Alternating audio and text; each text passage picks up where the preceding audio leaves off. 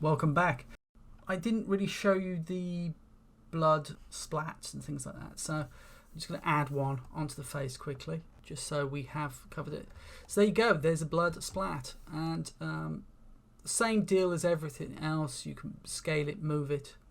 But one of the things that's interesting and I like to do, let's just add a drip.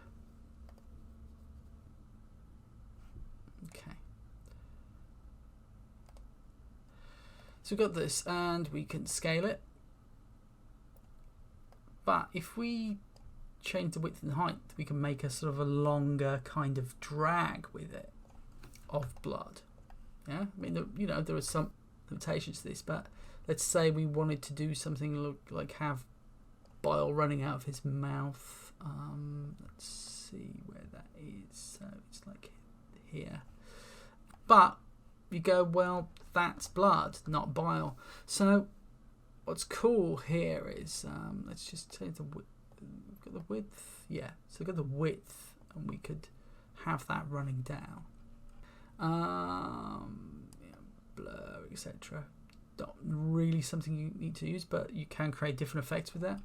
But what you can do that's kind of nice is that you could change this to another color, so you could start to get some sort of putrescent, sort of vile, I don't know what you'd call it, but something very unpleasant dribbling out of this guy's mouth. And then, you know, adding the multiply, you know, that makes it more translucent, soft light, but you add the multiply and it just turns into this black running bile. And this could be duplicated. Things like these splats could be, they're quite useful because you can turn them into other things that they're not just by playing with them.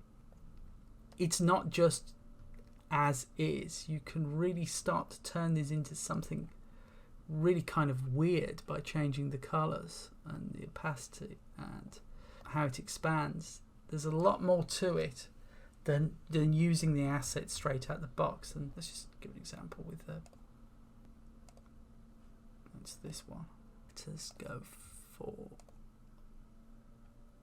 I mean, look at that. I mean, that's created some interest just through that. Let's just move it down.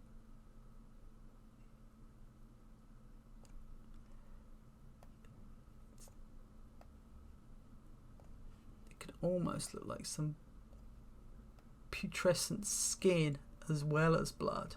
So you're getting a lot of value out of one asset becoming many.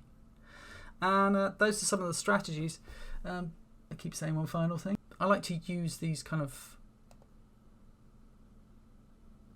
blotches, and this helps tie it together.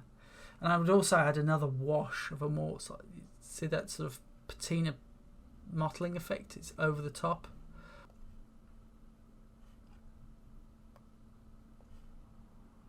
And this is the kind of thing you'd see in makeups all the time, is this mottling, splattering effect with colour, which helps break everything up, but also helps tie it together.